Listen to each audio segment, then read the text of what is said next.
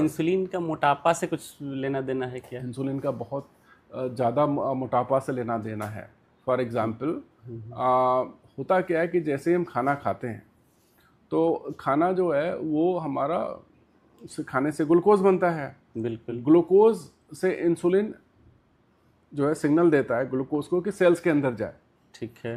तो एक सर्टेन मात्रा तक ही बॉडी ग्लूकोज ऑब्जर्व कर सकती है।